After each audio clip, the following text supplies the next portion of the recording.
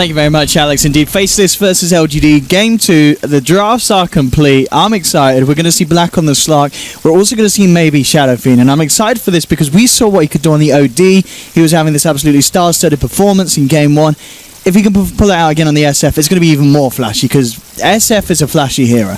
Absolutely. SF's a fun hero to watch. It's maybe not too bad of a matchup against the OD. Can do very well against the Slark if you catch him by surprise with all the AoE damage. If he gets on top of you, you throw a Requiem at him. So it's the kind of hero I could see maybe shining on this game, but we'll see what Black can do, because you mentioned him, and I think that's the right play to mention as far as who needs to step up from last game. Black farmed well, he didn't really die too much, didn't do anything wrong, but he also didn't do enough right when it comes back to having an impact on the last game, so he needs to step up his game. He's playing a more aggressive, involved hero, the Slark, rather than the Drow this time around, which can kind of look to create space for Jabs to farm away on the OD. Yeah, other little things that I'm interested to see. Obviously, overall drafts, we've got something pretty different from Game 1 for both sides. The notable things, though, Victoria on the IO. We saw how good his saves were on the Oracle in Game 1. Well, it's going to be all eyes on him on his IO performance here in Game 2. And then, obviously, with over on the side of Faceless, as you said, things to point out. Black on the Slark. Jabs on the OD, maybe saying, alright, OD is a strong hero. Maybe you had a good game with him in Game 1. I can do the same here in Game 2. But as you said, lane matchup is going to be a little harder for him in this matchup, do you feel? It's okay for the OD, but again, I think it's okay for both sides. We'll see the IO helping out the Shadow Fiend in the middle lane. We'll see the Ogre helping out the OD. Probably advantage Faceless there as far as having an Ogre sitting mid, throwing Ignite at a Shadow Fiend. That's where the IO can only really do so much, and they will get the early D ward. Nice sentry being planted down towards the mid lane, so early gold going maybe's way. Even that one soul, that bonus 2 damage. Game-changing stuff. But yeah, both teams will get a bounty rune, and it's not going to go to the SF though, so that's a... give it to Luna. Well, I mean, I guess SF Ice was... SF wasn't going to get there in time. Luna had to take it, or Ice would have snagged it, so... Not ideal, but he got the money from the D-Ward at mid, so maybe that's basically a banner in itself. And some nice warding here from LGD, because obviously they themselves got the D-Ward, but Jabs, he dropped his sentry, and it's not going to catch any of the warding that LGD's laid down on this mid lane. But obviously vice versa, where maybe he might not have to worry about the vision game, he does have to worry about the fact that there's this Ogre, as you said, sitting mid, chucking ignites it. Yeah, it's not very fun, and IO's not even going to try and help out that lane. I think IO recognizes the lane you can't do much, and is going to go towards the top lane. We saw the IO bat right lane yesterday from Newbie, and this is kind of a similar concept where you chuck IO in the off lane, MVP it with the IO Bristle, and it just creates this lane where the safe lane really struggles. I mean, how does a Slark farm against it? This is pretty nasty. He doesn't. He tells his team, he begs his Ogre, come top, ignore you. This basically, by having the IO top, forces the Ogre to leave mid lane. So this helps maybe do better in his lane, and it also contests the Slark's farm. That's why sending the IO top's a really good move, but you have to make sure you don't get caught out by these ganks. Nuts coming in, making this one into a 3-for-2, and just getting a fair few punches onto Victoria. Back him up, and Victoria will be more than happy to turn around and give him a fair bit of a slash back. Yeah, you can see based on the IO's starting items, he's not going for the fast bottle. He went for Tango Salve and double Fairy Fire.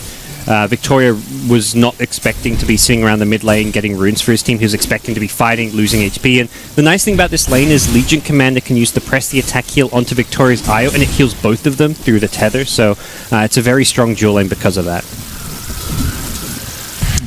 Just running by bottom lane, Ice. He's managed to get himself a couple of CS out of this. He's got level 2 as well, but as we're seeing, it is a risky lane for him. He has to be very, very careful how close he gets. As well, which is unfortunate. Bit of a misplay there, so he's going to be pretty low HP in this lane.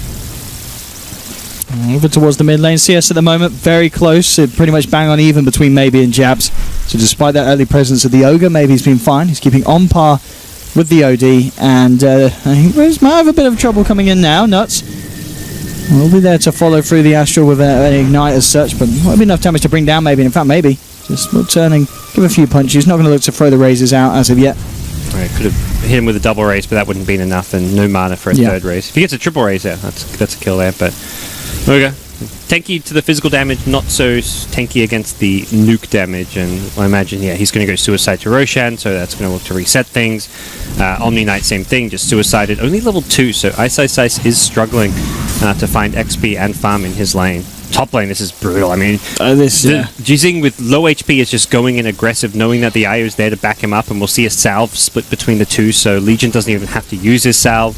he can give himself to the IO again. They've got so much shared HP regen that this lane is so difficult for Faceless. Yeah, I mean, it's not the Black's getting nothing. He's still getting some CS, but it's just when you compare him to the Luna, you just see how much of a difference there is between the two safe lanes. And you look at the CS chart, the top 3 are all on LGD's side. LGD are winning all 3 lanes right now. Mid lane's very even, and you can't really...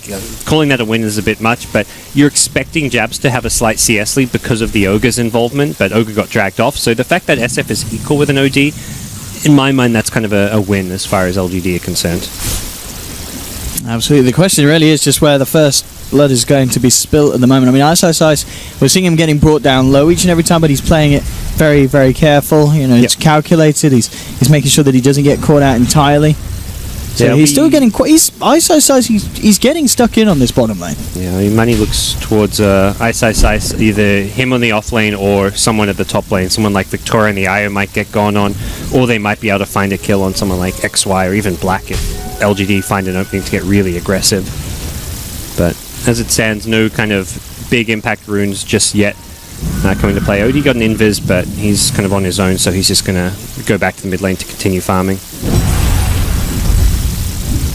Bottom lane again, Ice comes in with the purification and such, but this is not stopping away farming. That's the main thing here. And well, top lane there we have it. That is your first blood. Bit of an underestimate there. The damage, the nuke damage that Jijin can get out with that Q. 2 points in it now at this stage, and it absolutely ripped to pieces this lane of FL. They've got to be so careful how they clump up against the Legion. Yep. Now Io buys the bottle from the side shop. He uses that to share some HP regen. He also gets healed by the press the attack. They've used 2 salves that they've shared, and now there's a bottle charge and a press the attack they're sharing. They can go so aggressive, trade hits, and they don't have to spend money on regen. Meanwhile, if Faceless want to stay in this lane, they have to buy more tangos, buy more salves. They can't sustain themselves in this lane, and that's really the power and strength of this IO offlane. That's why we saw Newbie dominate their game yesterday against NP with the IO Batrider, and we're seeing it here from LGD. They are crushing the laning stage because of this IO offlane. It's very different to like the way you see the Western teams. Like you see a lot of IO coming out from teams like ig, and it's much more about playing around the mid lane, even sometimes the safe lane. But this style is something we're seeing a lot from the Chinese teams. On top, Legion is now without the IO. Jijing. Yeah, they want to try and take advantage of that. Can actually take him down. He's got 1 point in the heal. Will it be enough already? The jump forward from Black. Jijing being brought low. As the stick charges, tries to run away with the bonus movement speed. The fairy fire as well. Is it enough? No, it's not. Not quite enough to keep him alive there. So Faceless will find themselves their first kill on the board. And it's a good one to do as well. That last right click was the last right instance of damage they'll get. Ogre wasn't close enough. Maybe he could have chased and hit another ignite, but that in itself was unlikely. Elsie had the movement speed from boots and overwhelming odds. That must have been so close to surviving. It was a Coddle right click into a poor man's shield. It must have been like 1 or 2 damage just over the threshold. I mean, it looked like it didn't proc, and if it did proc, he would have, maybe survived that one. But barely enough damage to kill him down there. Jizing really pushing it to the limit there. He had the fairy fire and stick charges, but couldn't quite survive. But again, he TP's right back up. They have to commit so much to kill him there. Now that the IO's back in this lane, he's going to still be doing better than what Faceless can do. They're going to have to kind of heal up, regroup, and then look to make another kind of concerted effort if they want to try and kill him. Slark's ideally probably telling his teammates, like, just leave me alone till I get my level 6, because you really want to get that Shadow Dance at this point so you can heal up in between overwhelming odds. The constant harass is really annoying for a Slark. He doesn't want to have to buy more HP regen. He just wants to get that level 6. So his supports, they smoke mid, they leave Black the solo lane. Even though Black he just wants XP. And they may even get a kill out of this one if maybe he isn't too careful. Has to be very wary of Jabs closing the gap to get an Astral to set up a potential play from Faceless. It's the siege creep, and maybe is going to get greedy going for it. And here we are. Have they got the damage to bring him down? Maybe. It's going to be brought down pretty low, but the backup is there from Victoria, and they can't quite finish off the SF. Victoria, we saw his saves in Game 1, and looks like to be off to a good start here in Game 2, being there just in time. Yeah, that's nice rotation. Very well aware of the situation. Faceless brought in 4. They even TP'd the Omni Knight for that extra bit of damage output from the level 3 purification. So, all that damage output from 4 heroes not enough to kill the SF, who loses a couple range drop charges, but that's what they're there for. They're there to save your life and turn those kind of fights around. LGD don't get any kills off of it, but they waste Faceless's time. Top lane, as you said, Black has now found that level 6. And we'll see if he wants to kind of dip and dive in for a few CS at a time now, but Jijing certainly still holding control of this top lane. He's got 39 CS, 14 denies to the 26 CS of Slack. This is you see the kill score, you see it's like 8 minutes in, you're thinking most people would be like, oh, it's an even game. I'm just going to try to go for a bit of a go, but again, guess who's there? It's Victoria on the IO, and it makes it impossible for Faceless to get what they were looking for.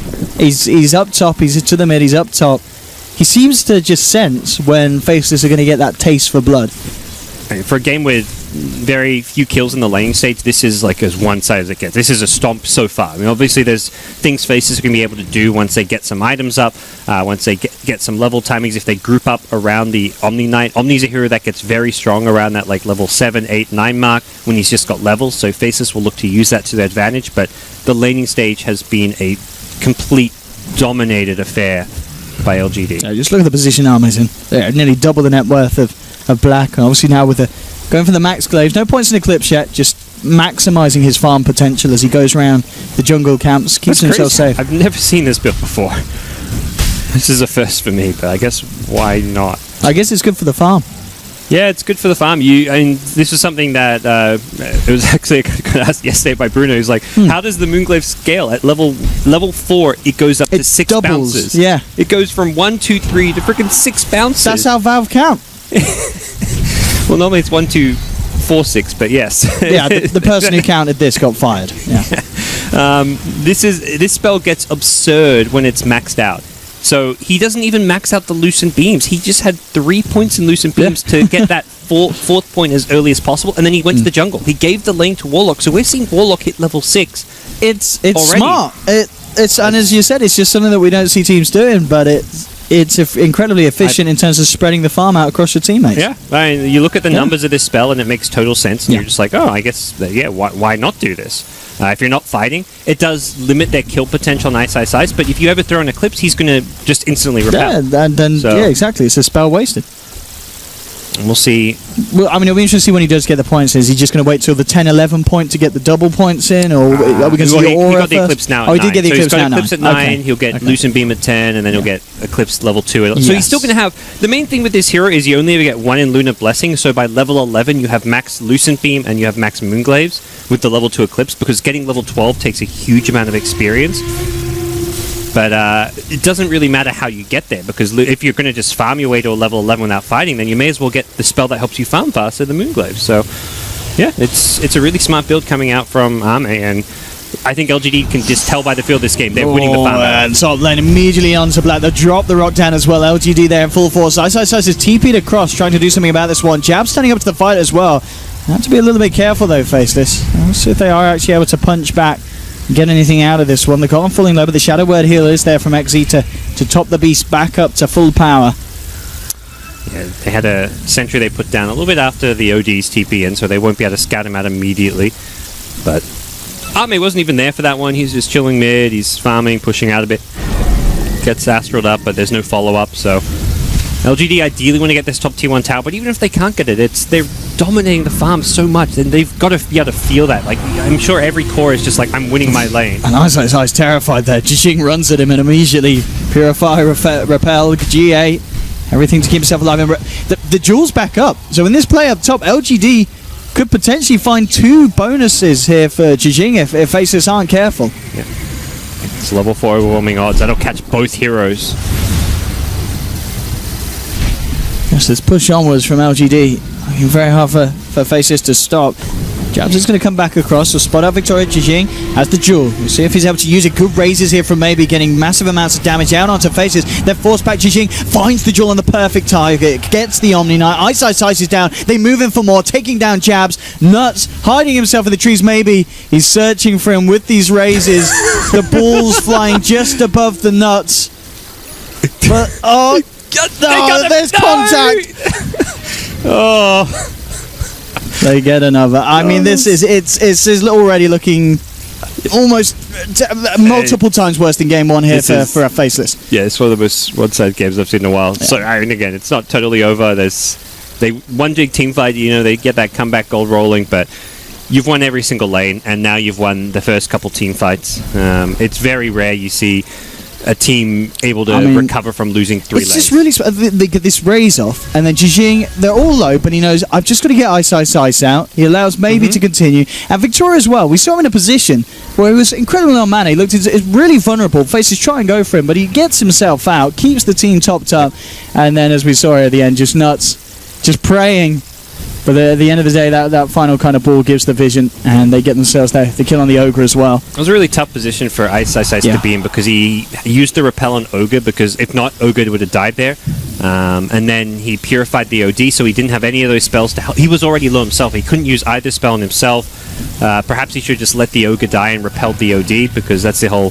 When you look at this, that's the strat, right? This is the Omni OD. You repel the OD, he goes in, he kills a lot of people, and then you win the game. But he got forced to use the repel. So it's still just a level 1 repel. That's where ideally Ice wants to get a few more levels, but it's not even about levels or any items right now for Faceless. They've got to find some way to gank a high-value target, because they are losing the farm battle horrifically.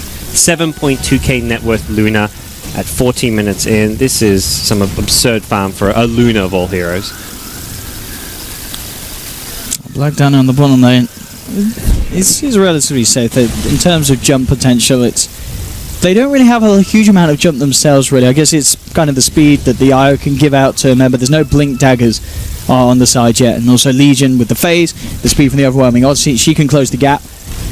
But Faces do have time to react, and a lot of the times, as we've seen in these fights, it's normally off the back of Black or Jabs trying to get themselves stuck in, or top lane like this. Jabs, he's left alone, he goes for the Astral and the TP out, and he will just make it in time. Nice little play there from Jabs, avoiding what would have been imminent death there coming out from LGD. The Radiant Crew was lost elsewhere. They had the full armlet, I believe, for Jijing. Yeah, that was the rest of it, which is unfortunate. More than anything, it's money for Faceless. They need that money bad.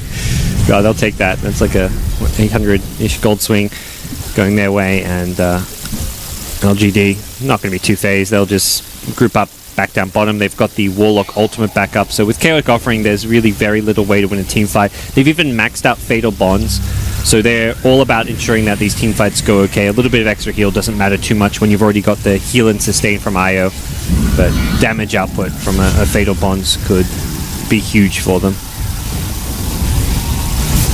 LGD, I'll get themselves more money in the bank as maybe clears out the tier 1 bottom. As we keep pointing our attention towards Arme, just he can go any route he wants to at this stage with Dragonlance Stone, 1800 gold on top of it.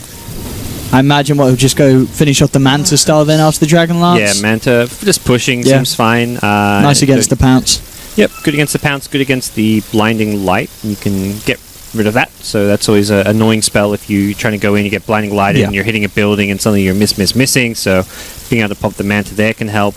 Alternatively, you go for like a BKB build and just have a casual Yasha. But, it doesn't really... Again, you're this far ahead. When you're seeing on 9k net worth and the Slack OD at 5k, you could build an Ag Scepter, you could build whatever. You could go straight Butterfly. All of those items work. It's just like small differences into how they function. SF's got 2.7, so he's going to go into a Diffusal. So yeah, straight into the Diffusal, of course. You're against the Omni. And Diffusal SF, yeah. It's like, who builds it, the SF or the Luna? Luna's probably like, look, I'm going to be the more pushing hero. I want to get the items that can tank me up, push buildings. You get the Diffusal SF. So this is going to nullify the repelled OD. And that's Ice. I talked about how he just needs a few levels. He's now got level 3 repel. It does give him a bit more potency in a team fight when he's repelling an OD who now has a 4-star, but that's going to be immediately counted, so it's a bit unfortunate for Faceless, but I don't see these next fights going too well when the Omni is going to be very limited in what he can do.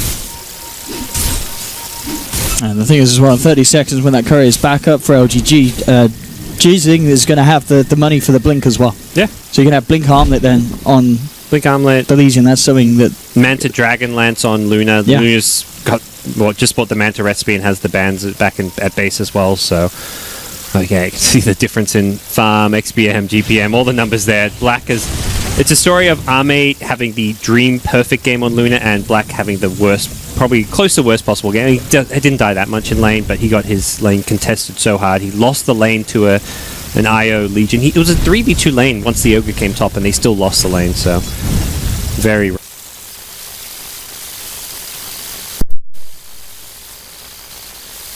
game for the Faceless carry player.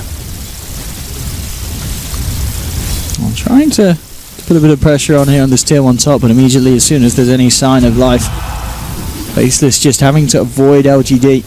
Yep. And I think LGD, once they get these couple items, that we'll be seeing a group up towards either the Roche pit or some of these other towers. They want to ideally push out the lanes because they don't want to trade towers. They're so far ahead. It's like let's try and take without having to give anything, and they'll have Legion pushing out top. Ideally, you can even like rotate with 3 heroes and have the IO +1 relocate in, of course, which is maybe what the IO and the SF have in mind down bottom. It does seem to be 3 heroes grouping up around that Radiant secret shop, and they've got a smoke. So I think this is going to be the play from LGD. Smoke up as 3, and then relocate in, going for a big push, perhaps down towards the mid or bottom lane, or even towards the Roche pit. Yeah, I mean, this liner now, this can take Roshan with pretty incredible speed.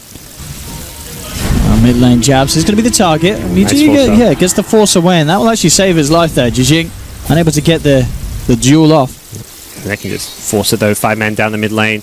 The smoke didn't work, but they can still get the towers. The team Faceless's team fight is very lackluster. They will very likely just have to give up tower after tower, or force a very bad fight. I just don't see it. The ideal way to take the fight is you've got to burst that wall or take the rock out of the picture, but to do so you're fighting into an Eclipse, into a Requiem, and Luna's about to be 60. And Jijing immediately jumps in, looking for the duel onto the OD. There comes the Golem as well on the backline of it all with the Eclipse. OD is able to force himself away and survive. I'll turn the attention towards Ice. XY will have a nice blast back, and Black even wants to try and go back in on this one. Closes down, so maybe revving up the old Black, taking a huge amount the damage, and he's dead. The Requiem and the raise to the face, bringing down Black, punishing his over-aggression there and his hunger to get stuck back in. And end up losing not just the Ogre but the Slark as well, and that opens up LGD to start to do damage to Faceless's base. Yeah, Black didn't really. It was one of those things where it's like, well, we got to fight now, or we don't fight at all. And well, now you force the fight, you lose it. Suddenly you're losing Elena Rax, and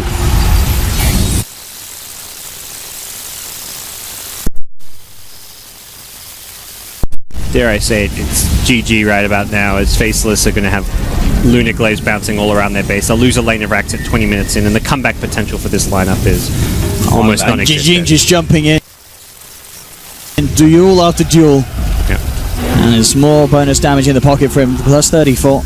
They can fall back. They did this without Roche. That's the big thing. I mean, they can. Yeah, there's nothing really that Faceless can do to stop them getting Roches in there. I mean, 30 seconds without the OD. That's 30 seconds. Roshan's gone. Yeah, Luna TP'd back to Fountain, which doesn't really help you, Roche, but it doesn't matter too much. Luna picked up the smoke for the team because they want to go make another aggressive move, but they're not a lineup that requires Roche to fight or to take towers if they have their ultimates. So the call is potentially like, let's wait for the Warlock Rock and then go and take a team fight. We can chill, we can farm for a bit. Luna's got another Ancient stack, so do you really want to go push or go for a Roshan when there's like 1500 gold worth of Ancients to farm as a Luna and a Butterfly to be farmed? It looks like the call is to fall back, wait the cooldowns, 60 seconds, then you go again. Warlock's got a Midas now, so the big thing there is that level 2 rock is very close. He's just 400 XP away from having level 2 Chaotic Offering, and that's going to be around the time of the next rock cooldown. He's going to have that next Midas usage, and it will be a level 2 rock ideally for the next fight. Not that they need it. I mean, not only Warlock's got a Midas, Ice as well. He's picked up himself one on the Omni Knight, so trying to maybe bank on the fact that Faces can keep this game going and allow the time for Black and Jabs to get into the position that they need to. XY does nearly have the Aghanims as well, another tool that's going to make it a little harder for LGD to get those jumps in onto Faceless when the high ground defenses come into play. But you know, as you mentioned, 21 minutes in, already being a Rax down, it is already becoming increasingly harder and harder for Faceless to have a look at taking this game 2 and being able to bring this series to a game 3. Yeah, I mean, the LGD were just like 4 heroes bottom. Luna wasn't even there for it. Luna's like up top, just chilling, farming, sending Manta Illusions out to push the lane. Picks up the Eagle Song, so it will be a Butterfly, which is pretty much the nail in the coffin at that point as far as being able to end the game. It's not quite going to be completed just yet. Still has a bit of a ways to go, another 1500 gold or so, but even without that item, I think LGD will be like, yeah, we can try and get that to push high ground with, but why not take these out of towers? Why not take a fight? We're so strong. All it takes is one good blink duel, and Faceless are in all sorts of trouble. Jijing in the trees, ready for the jump through, and immediately is there. On to the Keeper of the Light. There'll be a 5 life to try and slow down the onslaught, but it's not going to save the Coral. Jijing getting the bonus damage. 2 heroes to fall on Faceless, opening up the potential for LGD to take a tier 2 and almost certainly move in for more. There'll be a buyback from the Coral. That was nice. He went in blind there. There was no Radiant Vision in that area. He just said, there's a high chance there's a Coddle sitting here looking to illuminate down waves. I'm just going to go in and see what's there, because he knows he's got backup from an IO, from a Warlock Rock. Just went in blind. Good play, good calling from the team, backing each other up. LGD have got their second lane of frags now. Jab's trying to do his best to stop this, but maybe immediately coming forward, and just the damage he's pounding out with the Diffusal Blade. Not a lot that Ice can do to hold back what the Shadow Fiend is enforcing on FL. There's the Butterfly. They've still got ultis as well outside of the Warlock one. They TP back top, I think, probably making the call like, well, they're not going to GG out. Let's wait for another Warlock ultimate. Let's wait for a Roche. Why risk it? But again, this is grim. This is pretty much impossible for Faceless to play. There's no real item or teamfight hope. It's one of those things where if you're down 4 racks and you have this insane teamfight wombo combo, you're like, okay, they've got to just hit these spells together, get the vacuum into the RP, into the black hole, and they'll win a fight. But it's like, they've got, what? It's a OD ultimate. That's really the summary of their team fight. The Guardian Angel, the Repel, are going to get countered by the Diffusal Blade. Luna was even carrying around a Satyr creep to purge with earlier. We may have lost it by now, but either way, it's not really a necessary thing to have in LGD. And this is just safe, calculated play from them. Pick up a mech, they pick up some more wards. They are looking to guarantee the win. Black scouting things out here with the Shadow Blade, but I mean, can he really do something? He's looking towards trying to make a jump onto Victoria, immediately focusing down the IO, pops the Shadow Dance, tries to finish him off and will get the kill, but immediately on the back lines, the duel for Jijing is there onto Jabs. They've lost the OD. Ice will go for the Repel. GA and TP out will make it away. It's just a 1-for-1 trade. I mean, even though it's an OD for an I don't know if you can see the fight recap. I wouldn't be surprised if the numbers actually favour. It's close. I was going to say, even though it's a still support LGD favored for your core. Yeah. It's still got 5 more gold. Even though they're so far ahead at this stage. Unfortunately, IO, one of the bottom net worth hero. If that was any other hero, maybe. Well, Warlock's pretty low net worth as well. I mean, that's how you got to approach the fight. Kill the IO, kill the backline sustain heroes, kill either him or the Warlock, ideally both. Problem is, those kind of trades where you trade a core for a support aren't really that valuable. If you trade a core for a core, that's actually okay for Faceless because you get so much gold for it. They'd probably get like 1,500 gold, maybe even 2k gold for killing this Luna or SF because of how far ahead they are.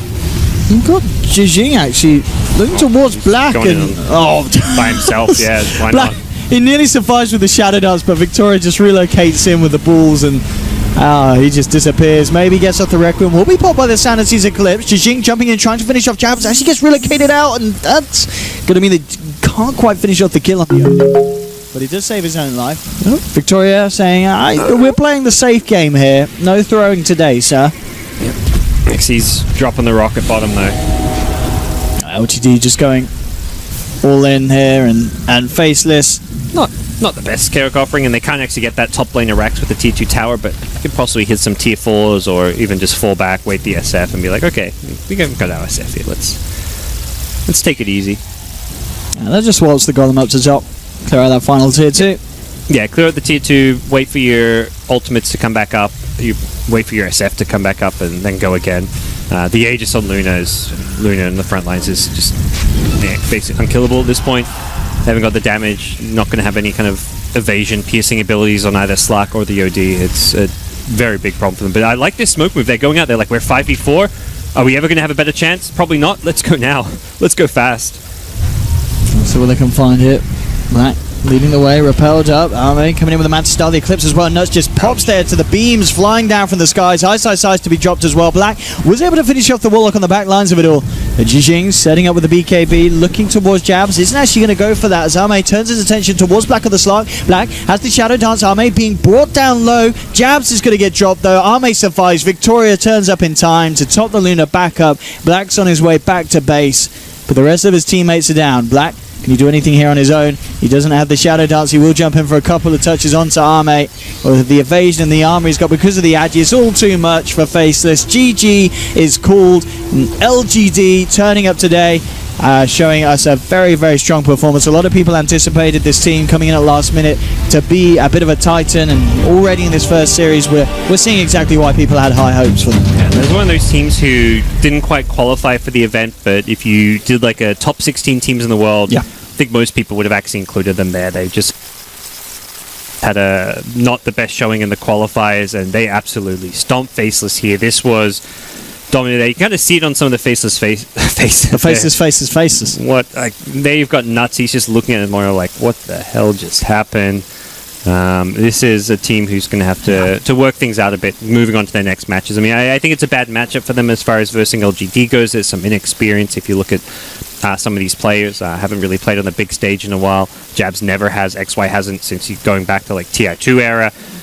So outside of like Ice and Black, the experience isn't really there so much, but we'll see what Faces can do. It's just the group stage. They've still got lots of time to warm up. And as you said, well, one of the pluses of the groups, as we keep saying, is you meet a team like this that stomps you in the groups,